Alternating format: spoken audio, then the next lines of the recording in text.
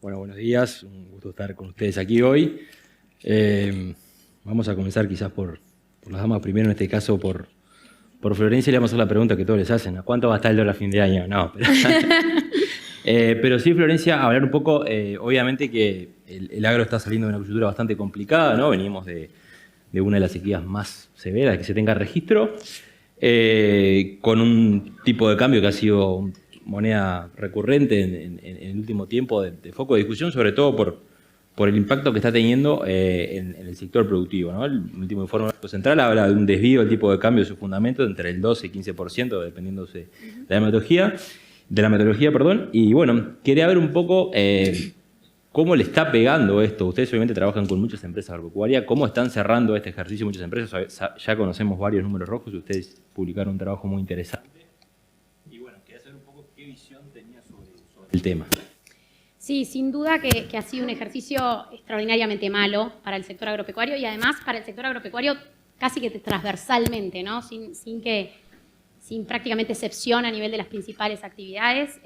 Se conjugaron una serie de elementos, una seca que, como decías, ha sido la peor de la historia. Se agregó costos que fueron extraordinariamente altos en muchas de las zafras agrícolas, por ejemplo, picos de costos a nivel de lo que fue esta última campaña. Precios que además empezaron muy altos el 2022 y terminaron bajando bastante, con lo cual se descalzaron también el timing entre los costos y los precios, y bueno, y eso terminó derivando, como mencionás, en resultados realmente bastante malos en la gran mayoría de los rubros, incluso cuando a nivel de productividades tuvimos una zafra de invierno relativamente buena, la pasada, bastante buena en materia de productividad. Pero bueno, sí, estamos cerrando un ejercicio, o cerramos un ejercicio 2022-2023 que fue muy pobre en materia de resultados. La buena noticia es que veníamos de uno extraordinariamente bueno, eso dejó al agro mejor parado para recibir, si se quiere, el shock, pero fue un shock fuerte el que recibió en el último ciclo. ¿Y cómo ves el desvío cambiario que tenemos hoy? ¿Lo ves que se pueda corregir en el corto plazo? ¿El desvío de tipo de cambio? A ver, es bien difícil saberlo. La verdad que si nos preguntaban hace algún tiempo atrás, creo que pocos economistas veíamos al dólar en 38 pesos a mediados de 2023, ¿no? En ese sentido, el primer disclaimer es que es obviamente difícil saber qué va a pasar con el dólar. Nosotros en Exante pensamos que desde el punto de partida que estamos actualmente deberíamos ver un dólar más alto hacia adelante. No estamos esperando una gran depreciación, salvo que cambie mucho el escenario, que recibamos un nuevo shock negativo, que cambie mucho las expectativas.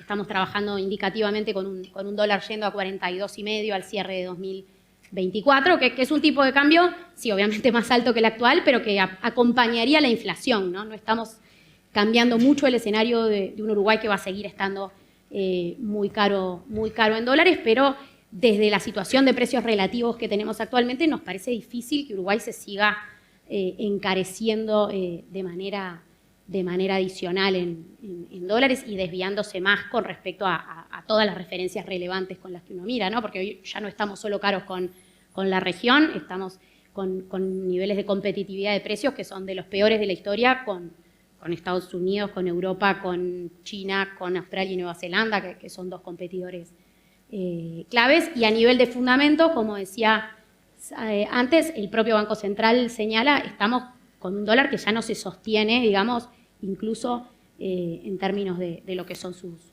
fundamentos, ¿no? Pablo, esto que está comentando que nos da pie Florencia, ¿es algo que llegó para quedarse, algo coyuntural, algo estructural? ¿Qué visión tenés de qué estrategia tienen que tomar las empresas para bueno, sobrellevar este escenario de un tipo de cambio que va a seguir relegado? Voy a tomar el tiempo porque es tirano como nunca. Algunos memes. Uruguay no es un país chico, es un país despoblado. En Uruguay entra Singapur, Holanda, Israel, Irlanda y Suiza. Solo que ahí viven 45 millones y nosotros nos contamos por las dudas esta vez cada 10 años y da 3,5 millones o un poquito menos. Es más rápido que alguien ponga en el aeropuerto, che, salí y no volví, y es más fácil la cuenta. Eso quiere decir que nosotros tenemos 5 hectáreas por persona y con media hectárea se alimenta una persona. O sea, hay que exportar el 80%, 90% de lo que producimos. Acabamos de hacer una concesión al puerto al 2080, que es fantástica porque es la primera vez que pensamos en nuestros nietos, no ya en nuestros hijos. El agro va a estar en el 2080, así que sería bueno hacerle una concesión al agro hasta el 2080, porque vamos a, por más que sea una catástrofe y dupliquemos, y seamos 8 millones de personas, igual vamos a tener que seguir exportando, por eso el acceso es vital. Y eso son cosas de contexto de las empresas, que no dependen de las empresas, dependen de lo que todos nosotros pensemos. ¿Qué vamos a hacer con el norte, donde vive el 15% de la población absolutamente vacío, 500.000? Es decir, lo que le pasa a las empresas ahora depende de lo que pensemos de nuestros nietos y qué país vamos a hacer. Ese tipo de cambio en el corto plazo es terrible.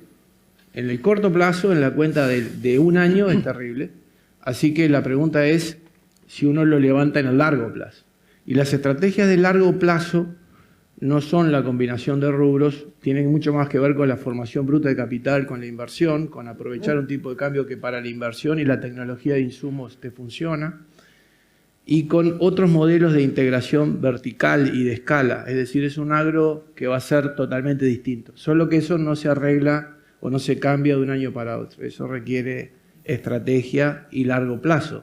Pero ahora estamos pensando hasta el 2080, así que estaría en la hora que empecemos a pensar en otros plazos, no en un año, sino en 10 o en 20 o en 30 años. Ahí es donde van a funcionar las cosas. El que juegue tratando de un año con el otro va a estar en problemas.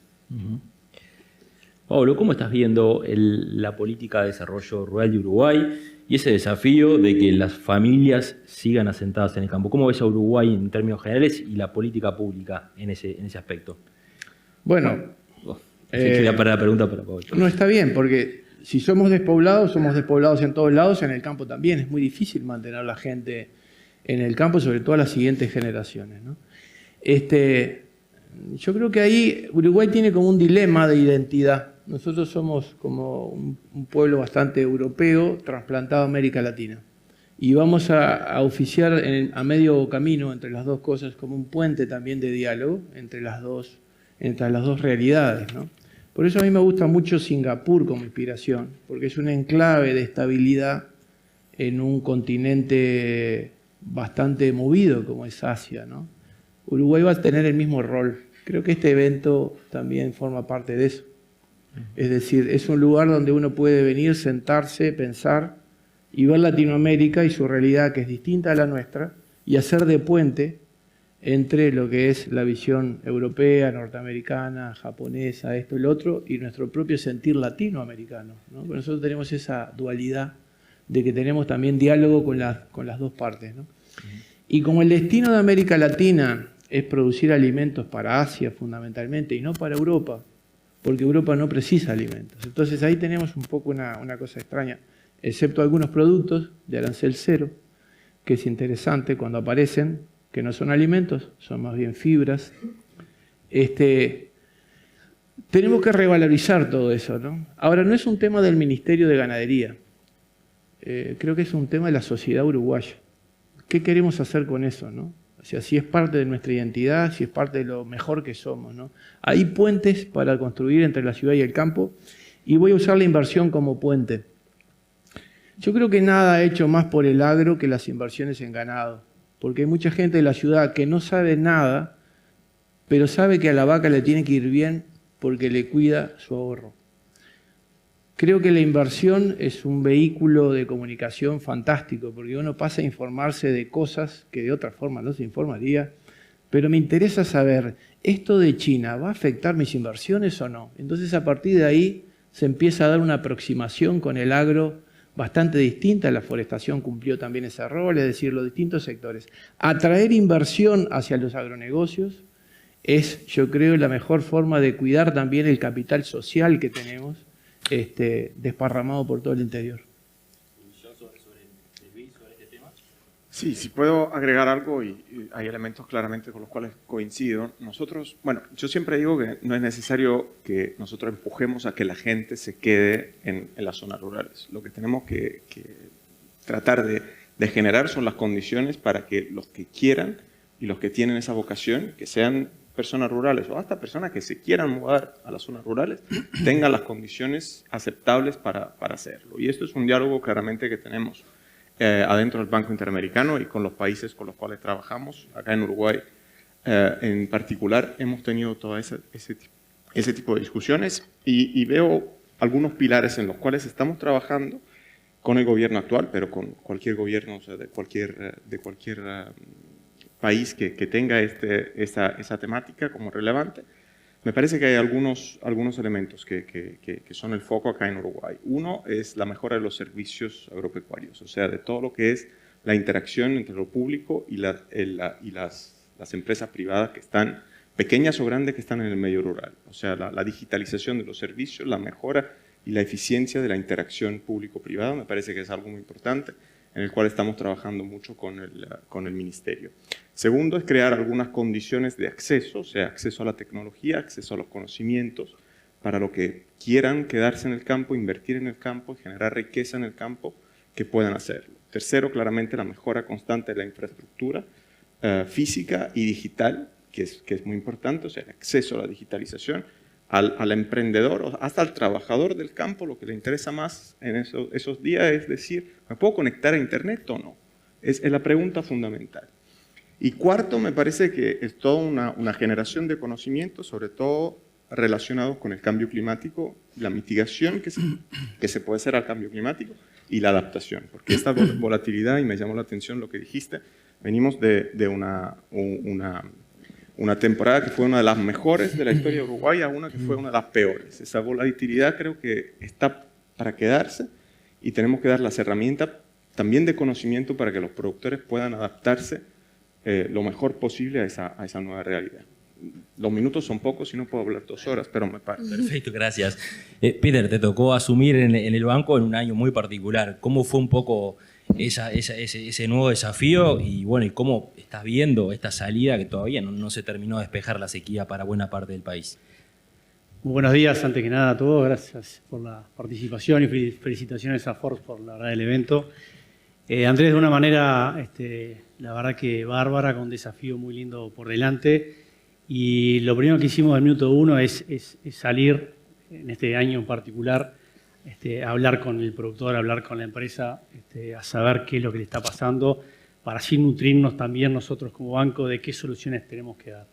Escuchamos a Florencia, obviamente, de los números grandes que todos ya sabemos y el impacto que ha sido excelentes previos años y este año tan malo, pero yo creo que también habla de la madurez de los sistemas también. Tal vez hubiese sido malo que de repente la situación actual hoy del productor, de esa empresa, pudiera ser mucho peor si no hubiese aprendido de años anteriores y tal vez utilizó esos recursos pensando en situaciones como estas, pensando en la inversión, pensando mucho en los temas de esta agenda, en la productividad, en la sustentabilidad.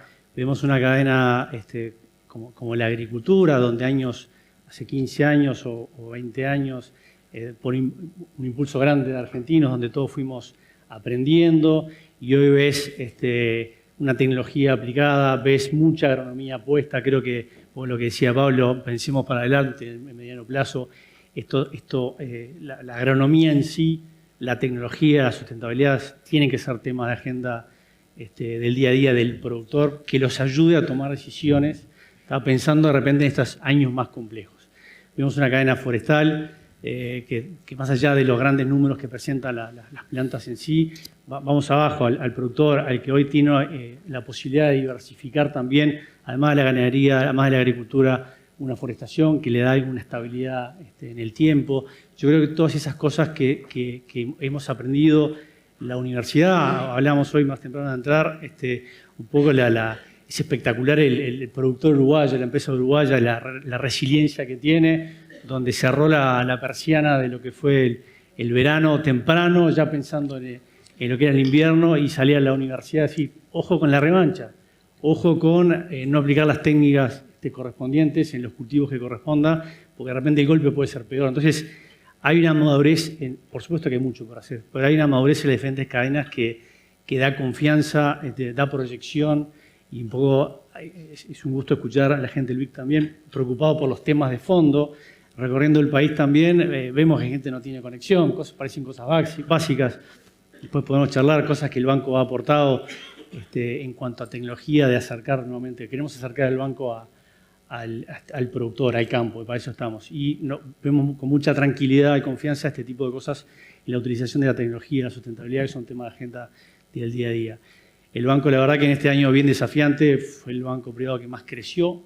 Eso nos habla de mucha responsabilidad. Tenemos un equipo muy comprometidos, con mucha responsabilidad, siempre pensando en ese productor y dándole las herramientas para poder decidir. Somos socios de alguna forma y queremos esto que sea de mediano y largo plazo y no de corto plazo. Por eso escuchamos mucho y aprendemos mucho, y esa es la forma de que el banco está llevando a cabo y quiere seguirlo haciendo. Perfecto. Florencia, un poco, ¿cuáles te imaginas un poco que son los principales desafíos que ves para las empresas agropecuarias? Dejando de lado el tipo de cambio, que ya lo conversamos, pero un poco un escenario donde los números de China no están reaccionando como se podía prever después de que levantó todas las medidas de restricción de la pandemia, la inflación que todavía sigue siendo un problema, si bien se ha desacelerado. ¿Por dónde ves un poco los grandes desafíos para las empresas agropecuarias? En general somos un país agroexportador, como lo decía Pablo. Y bueno, a ver, vos mencionabas algunos de ellos, pero claramente a nivel global, si se quiere, el gran tema de la inflación está tendiendo a bajar en intensidad, al menos como riesgo. Todo parece indicar que en términos de tasas de interés ya no va a haber mucha suba más. El escenario de 2024 ya es en general de una expectativa de baja de tasas de interés. Y bueno, y en ese marco creo que el principal factor de riesgo, el principal factor de incertidumbre a nivel global probablemente tiene que ver con China y las cifras decepcionantes que viene mostrando en este comienzo de año por el impacto que tiene China a nivel global y por el impacto que tiene en particular para el sector agropecuario, ¿no? Estamos hablando del principal importador de materias primas, de alimentos, y en este comienzo de año una expectativa que era de reactivación más o menos firme, se está viendo relativamente decepcionada, por lo menos en lo que vienen siendo las cifras parciales que se han ido conociendo. Eso se ha reflejado en un yuan depreciándose, un dólar que ya está de nuevo arriba de los 7 yuanes actualmente, y eso implica que la billetera de los chinos en dólares se está achicando, ¿no? Con lo cual para los precios de los commodities es sin duda un factor de riesgo significativo. De corto plazo hay factores de oferta que están operando como sostén, pero de vuelta en una mirada un poquito más de mediano plazo va a ser clave que la demanda de China retome un dinamismo más importante, ¿no? Uh-huh. Volvemos al clima, Pablo. El cambio climático, ¿qué está haciendo el BID concretamente en Uruguay o en la región para mitigar los efectos sobre la producción? ¿Está focalizando más los recursos hacia los gobiernos para un poco, obviamente después bajarlo a tierra a los productores, ¿no? ¿Cómo se está desarrollando esa línea de acción por parte del BID? Bueno, primero, nosotros a partir del 1 de enero de 2023, como todos los otros multilaterales, tenemos una obligación de alinear todas las operaciones que financiamos a los objetivos del Acuerdo de París. Así que esto ya no es, digamos, opcional, sino que es una obligación, es un compromiso que tenemos con todas las operaciones que estamos financiando.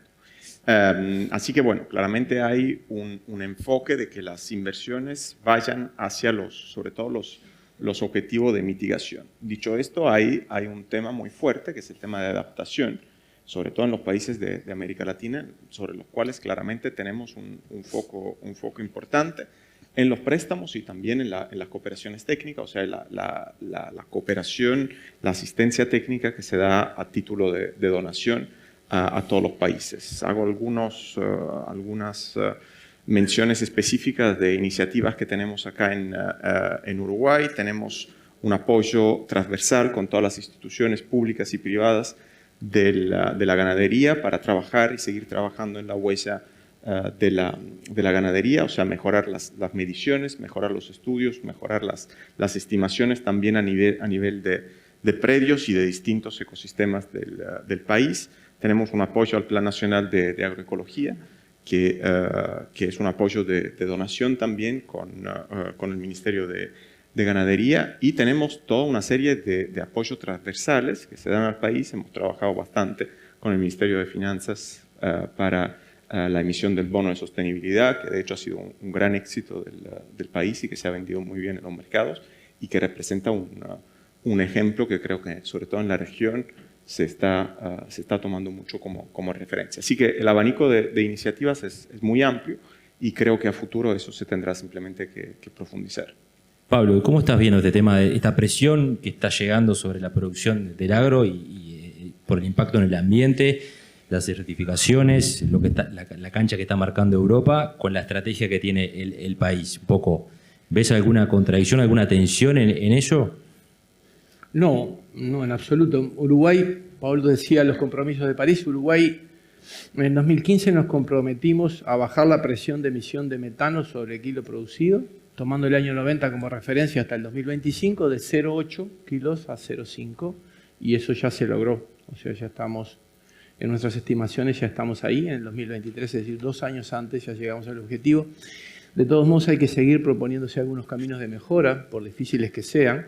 Quizás Uruguay podría bajar a 0,4 aumentando la intensificación productiva, es decir, produciendo más kilos con la misma emisión, y se podemos también seleccionar animales con menor emisión, algún uso de aditivos, es decir, hay cosas para hacer. Eso es lo primero. Lo segundo es que hay que crear una conciencia global de que es un tema de todos los ganaderos. A pesar de que la ganadería posiblemente ya sea climáticamente neutra, si se usan las indicaciones correctas de lo que se llama el GWP asterisco, que está indicado por el IPCC en la revisión 6, en un texto expreso de que el metano puede no estar bien medido, y si se mide bien es distinto, y Uruguay podría ser climáticamente neutro. Pero aunque fuéramos climáticamente neutros, tenemos que contribuir a enfriar. Es distinto dejar de calentar que enfriar, pero igual deberíamos hacerlo, ¿sí? Por una cuestión de responsabilidad y de lo que nuestro país puede aportar. Así que yo creo que estamos haciendo bien las cosas, pero siempre se pueden hacer mejor. Este país, si quiere pasar de la renta media a la renta alta, no puede contentarse con hacer las cosas mejor que los vecinos. Eso ya no puede ser una referencia. Eso es lo que hay que erradicar de nuestro pensamiento, es estamos mejor que los vecinos. Eso es un pensamiento que no nos ayuda. Lo que nosotros tenemos que hacer es ser excelentes. Y los desafíos para ser excelentes son más complejos, pero es un país condenado a la excelencia. O acepta eso o no tiene futuro. ¿Cómo ha sido un poco la estrategia del banco para llegar a esos lugares más alejados quizás que tenemos en el país, en una tendencia global del mundo de la banca donde las sucursales físicas se han reducido por cuestiones obviamente elementales del avance de la digitalización? ¿Cómo un poco ustedes están operando y tratan de captar o acercarse a sus clientes que están perdidos por el medio de la nada? Tenemos de varios tipos. Un ejemplo bien práctico, hoy un productor en Caraguatá puede solicitar un crédito, abrir, si una unipersonal, abrir su cuenta, solicitar un crédito con su ganado en garantía de su celular en las mangas. Hoy lo puede hacer. Es un claro ejemplo de las cosas en que el banco está apostando. Por supuesto, tenemos mucho más para crear. Ejemplos también, el banco en el último año abrió 2 nuevas sucursales y las abrió en el interior. Una en Dolores, otra en Jung, siempre tratando de vuelta, donde están las diferentes cadenas, donde están diferentes acciones y estar presente. Y después salir, como hablamos al principio, hay que escuchar al productor y a la empresa porque estando ahí nada más es donde más se aprende en definitiva y donde más feedback recogemos para cambiar nuestros productos, es lo que hemos hecho. A ver, ya en enero el banco, sabiendo de lo que se venía, pronósticos por medio y déficit ya instalado, cambió sus productos, algunos de sus productos rápidamente para ajustarlos porque sabíamos que de repente decía que el productor chico no podría llegar a pagar los saltos de capital, los cambiamos, extendimos, y esas son parte de las soluciones que las recabamos rápidamente al estar. Entonces, es una batería que poco a poco, de diferentes medidas que poco a poco vamos llegando y bueno, por suerte muchas de ellas ya concretadas. Y después resaltar un poco lo que decía Pablo también. Yo creo que desde el punto de vista de la sustentabilidad lo vemos en la aplicación de tecnologías que hacen a la gobernanza de la empresa y demás. Creo que Uruguay tiene un potencial gigante con un montón de prácticas que ya las implementa y bueno, leyendo un poco lo que era las nuevas reglas o sugerencias de la Comisión Europea, hablando de la sostenibilidad, muchas prácticas de ellas el productor ya las aplica. Tuve la grata experiencia de, por el lado de las certificaciones en trabajos previos, certificar más de 240 productores desde el punto de vista de sustentabilidad, y sobre todo el productor lo hacía, pero no lo sabe mostrar o no lo sabe registrar. Y creo que hay muchísimo de eso. Y como país, que todos conocemos que es un potencial gigante el que tenemos desde el punto de vista de los suelos, desde el punto de vista de la conectividad. Entonces, hay un montón de cosas para concretar. Creo que la parte de los organismos, los bancos y demás, en línea, ayudar a concretar, ayudar a poder mostrar, como decía Pablo, esa excelencia que la tenemos, pero nos falta mostrarla. Así que está ahí, el banco está embarcado en ello y con todo su equipo, y bueno, ese es parte del camino que estamos transitando. Perfecto. Bueno, estamos a tiempo, se nos terminó el reloj, así que bueno, le agradecemos a los 4 panelistas por sus exposiciones. Bueno, los despedimos con un aplauso.